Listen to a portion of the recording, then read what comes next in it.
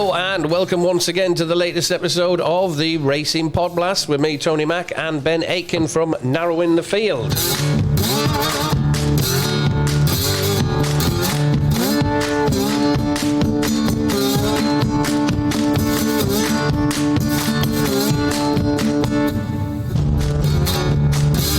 And it's 100% a Scottish show this week, starting with 3 races from Ayr on Gold Cup Saturday, including the Ayr Gold Cup itself, and then staying in Scotland for our football trixie battle, top, middle and bottom. That's still to come. Racing first though, and we start with the listed Doonside Cup from Ayr, first of our 3 races under analysis this week.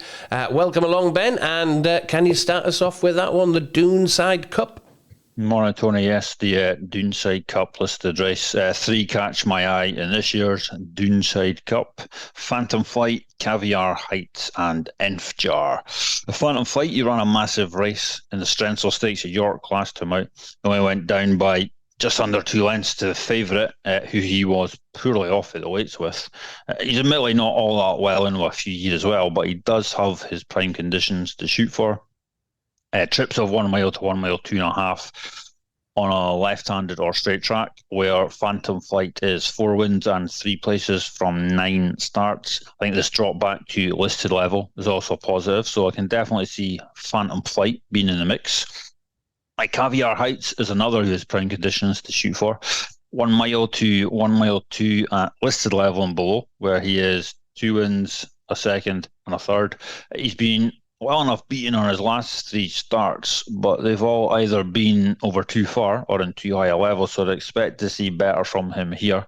His trainer, Carol Burke, also has some decent stats at Ayr with similar types. Since 2014 in Ayr non-handicaps with horses that had 2 or more starts in the current season and that start at 12 to 1 or shorter, the Burke runners are 14 winners, 5 placed from 40 qualifiers, 35% win strike rate, 48% win and play strike rate, and over 34 points profit. So some trainer positives to enhance Caviar Heights' chances. And Enfjar, he appears on my radar because he meets a Roger Varian Ayr angle I have plugged in. Roger Varian Ayr runners over 7 furlongs or further on good to soft or quicker ground, where the Varian runners are 10 winners, 5 placed from 20 qualifiers, 50% win strike rate, 75% win and play strike rate, over 13 points profit.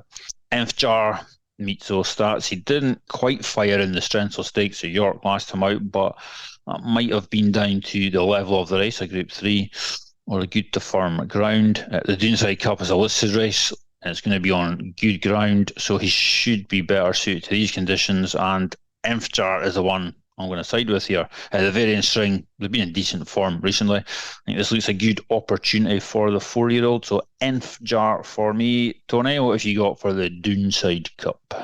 Yeah, I'm with you on Enfjar, mate. Definitely. For trainer Roger Varian, Jim Crowley, of course, for Shadwell Estate Company.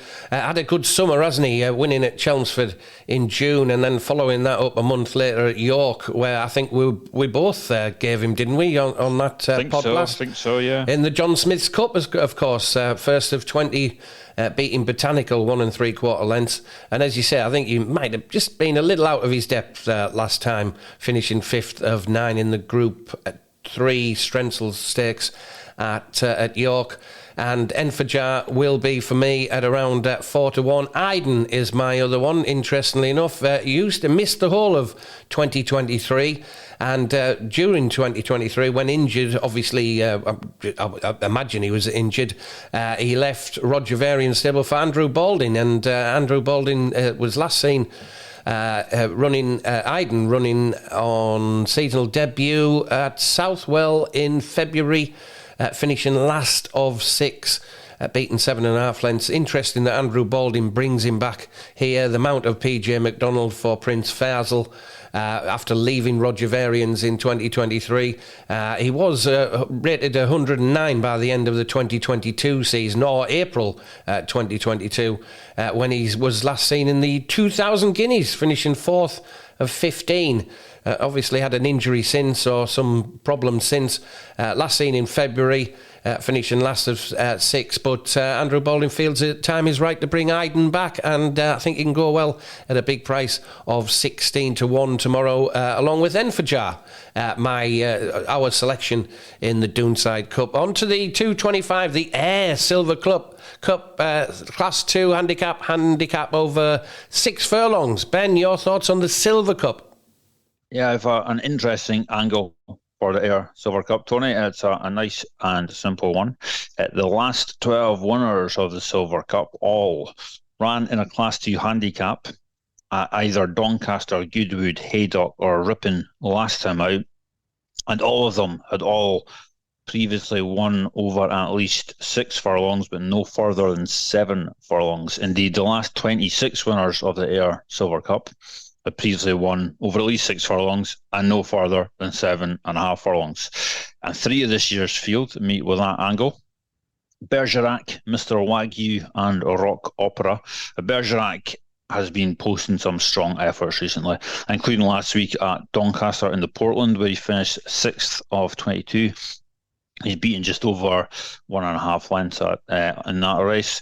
That came off the back of an excellent 6th of 22 at York, where he won his side of the draw against a strong track bias. It doesn't quite get his prime conditions to shoot for here.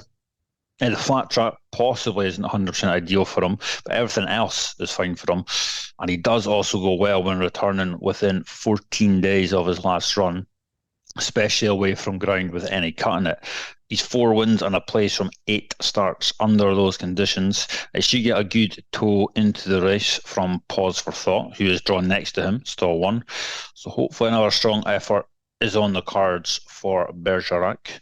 With Mr. Wagyu, he's a little harder to make a case for, as he's at his peak in the June to August period, if not the June to July period. And his wins have all come off breaks of 25 days or less. He's running off a 35-day break here. But he is... it is worth noting that he's won twice before over the Ayr 6 furlong trip, as well as a short head second over the course and distance. And he finished 3rd in the Ayr Gold Cup in 2021 off a mark of 99, 5th in the Gold Cup in 2022 off 104, beaten less than 2 lengths that day. He finished 8th in the Gold Cup last year off 95. He runs here in the Silver Cup off 88. So he obviously can go well outside his absolute prime months, based on those Gold Cup efforts here at Ayr. And he is handicapped to be competitive. So I think he could possibly go well at lofty odds, Mr. Wagyu. Needs to bounce back for some pure efforts, but I don't think it's impossible. And Rock Opera is the other from that angle shortlist. Hard to know where he's at right now. Not sure I can make a huge chance for him out with his strength on the angle that I mentioned. No real outstanding positive or negatives for Rock Opera right now, but he does fit that profile of previous winners on that angle that I said. It's a race I'm going to have a proper dig into this afternoon, or another dig into, because I'm covering both Cup races in detail for my members. But from that angle shortlist I mentioned, it is Bergerac I'm going to plump for. I think he's been running a lot better than his bare finishing position suggests recently. And worth remembering as well, he finished a close 6th in the 2022 Ayr Gold Cup from a £7 higher mark. So he does have a piece of decent back form over this course and distance to his name. So Bergerac for me in the Silver Cup. Tony, what have you got?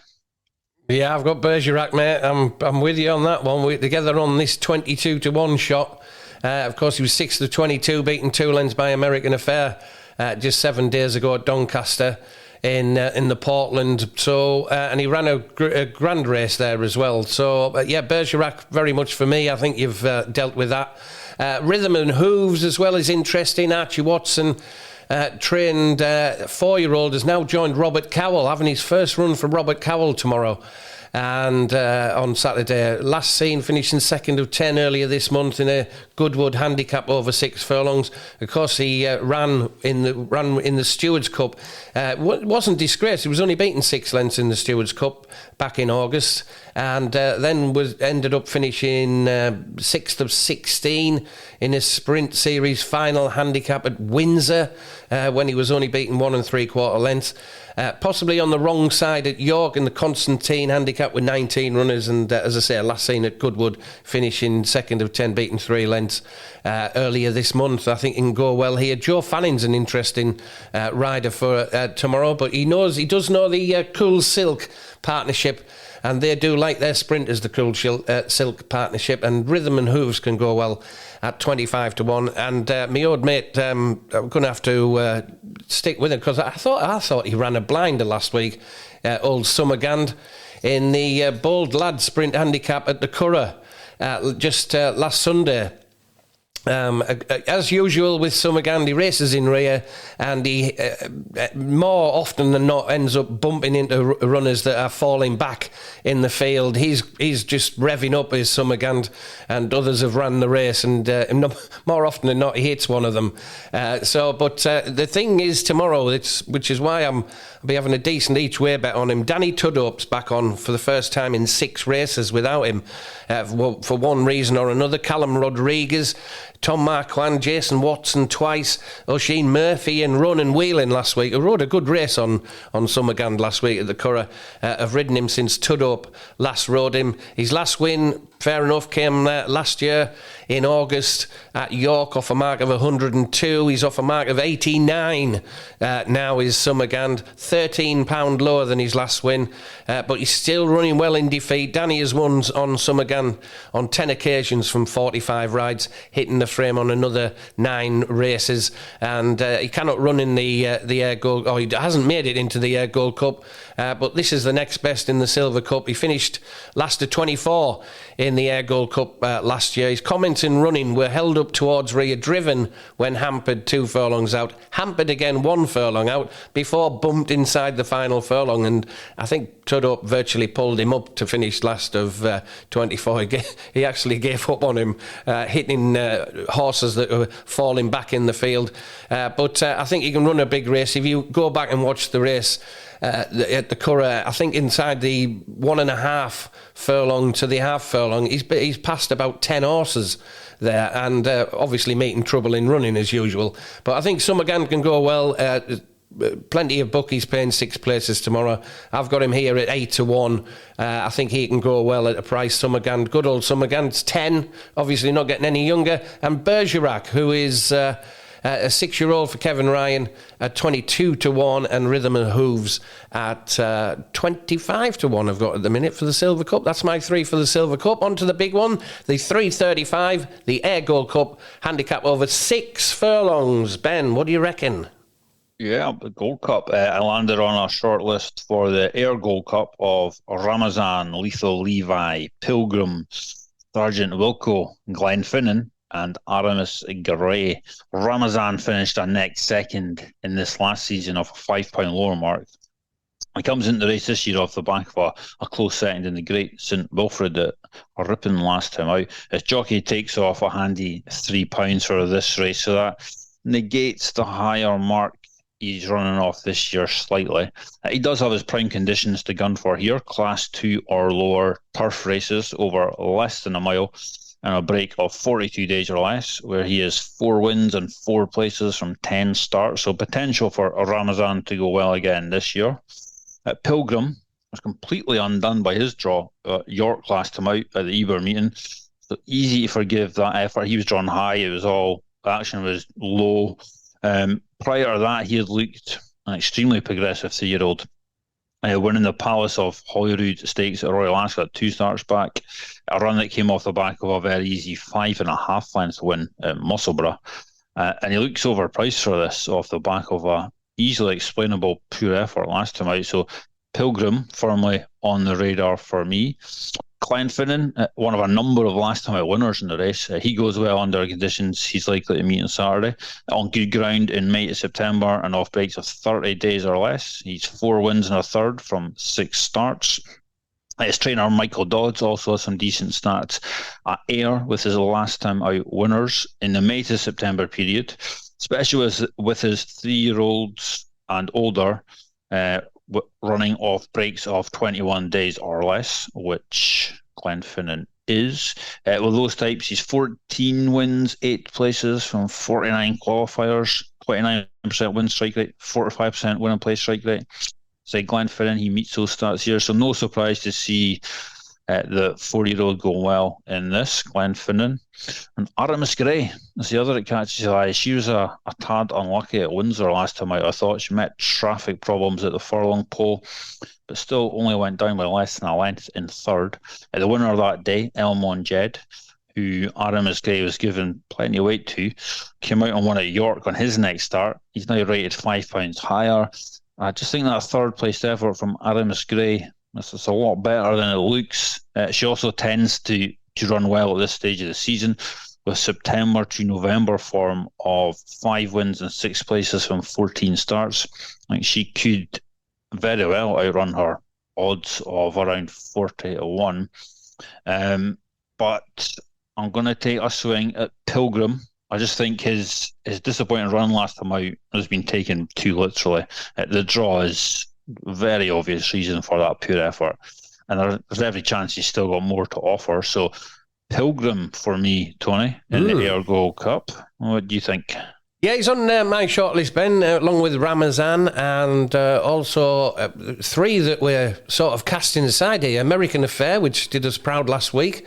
Lethal Levi, which did us proud in the handicap at Newbury a couple of weeks ago. And Northern Express, the international stakes at Ascot back in July. But I'm going for Sergeant Wilco here. Kevin Ryan had Bielsa winning this race in 2021. And I think Sergeant Wilco can go well at a big price, around 18-1. Winner last time out at Goodwood, off a £5 lower mark under Oisin Murphy as well, beating Takarib Bay as the 15-8 favourite. First to 7 there, beating him ahead. And actually, Sergeant Wilco was on a 4-timer here because he's won at Leicester, Newmarket in July, and as I say, last month at Goodwood. For King Power Racing. Sergeant Wilco, big price at 18-1 there, coming out of stall 9. My other one is Richard Fye at 33-1, Dare to Hope. I think there's a big race just daring to get out of Dare to Hope. Of course, he won the Great St Wilfred handicap off a mark of 88. He's on 94 tomorrow, £6 lower mark. He beat Ramazan 3/4 of a length and 16 other rivals as well at the Ripon race, and then was last seen running well in defeat, beaten 3.5 lengths. El Munjed, 7th of 19 at York in the Constantine handicap as well. So yeah, I think he's still well weighted. 94 is not too high just yet, and I think at 33-1, Dare to Hope for trainer Richard Fye can run into a place. There's plenty of bookies paying 6 places and Skybet paying 8 places on the race. Best of luck to them.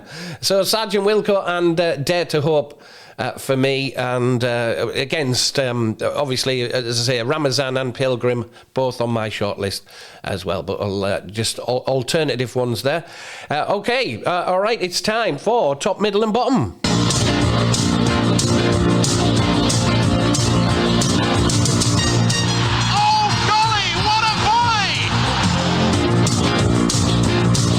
Thing about loving football is you cannot explain why you love it. It just happens. Chasing a ball round a park, wanting one team to win against the other. El Mahoney, right foot, whips it. Oh, jeez, he peeps, man. How is that still funny? It's absolutely brilliant. All right, welcome back. Top, middle and bottom, here we are on the Racing Podblast. Ben, can you take us? How did we get on last week, mate? 2 wins for you last week, Tony. Oh. Elgin City, 90th minute equaliser, 95th minute winner. Yes. Getting you a win. Still a small loss in the week, minus 0.33, but not much damage done. Just the one winner for me. Annan failing to put away Dumbarton, who are down to 10 men after 18 minutes. So they're getting my GG Peeps award. Annan. Man, no, just inexcusable. So -4 for me. Current totals: me -18.92. Ouch. Tony -15.16. So you're in the lead. But we're both in the negatives, but we've got time. Yeah. We've got time. This week, my top, middle and bottom is top Scottish Championship Wraith Rovers and Hamilton Accies to draw at 21-10. Wraith Rovers are struggling at the minute. Watched their game against Dunfermline last week. They were really, really poor. Could be a tough season for them. Hamilton not been doing much better, in fairness, but this is the sort of game they'll be looking to pick up points from. I think they can come away from Starks Park with a point here. At middle, Scottish First Division, Cally Thistle and Cove Rangers to draw at 12-5. Things are seriously tight in the First Division. I suspect this will be another tight match to add to the pile of tight matches. Both Cally and Cove have started to steady the ship in the past couple of weeks. I reckon they'll battle out a draw here. They'll look evenly matched and they'll hopefully cancel each other out. In bottom, Scottish Second Division, East Fife and Peterhead to draw at 23-10. I'm going for all three draws. Top two in the league. Aye, top two in the league, facing off here at the lush surroundings of Bayview in Methil. They are generally a closely matched pair. The last 20 matches between them have seen 6 wins for East Fife, 8 wins for Peterhead, and 6 draws. Hopefully they'll add another draw to that total here and secure a trio of draws for my top, middle and bottom, which is top, Wraith and Hamilton to draw, middle, Cally and Cove to draw, and bottom, East Fife and Peterhead to draw. Tony, what you got? Three homes for me, mate. I've got Morton at home to Airdrie at 5-4, Alloa, Kelty Hearts 19-20, and Clyde. Keep the faith, Clyde. In the must-win game already. It's mid-September. It's a must-win game for Clyde. 5-4 against Elgin. 5-4. So Morton, Alloa, and Clyde. A 3-home treble there. Many thanks for listening to the latest edition of the Racing Podblast. Very best luck with your bets at Ayr this week, the Silver Cup and the Ayr Gold Cup. And if you're up nice and early during the week, catch my breakfast show at 3B's Radio, where you can get more selections on there at 3bsradio.com. And you can catch more from Ben over on nowinthefield.co.uk. Thanks for listening this week. Have a great weekend, everybody. See you all next week. And thanks, Ben. Cheers, Tony.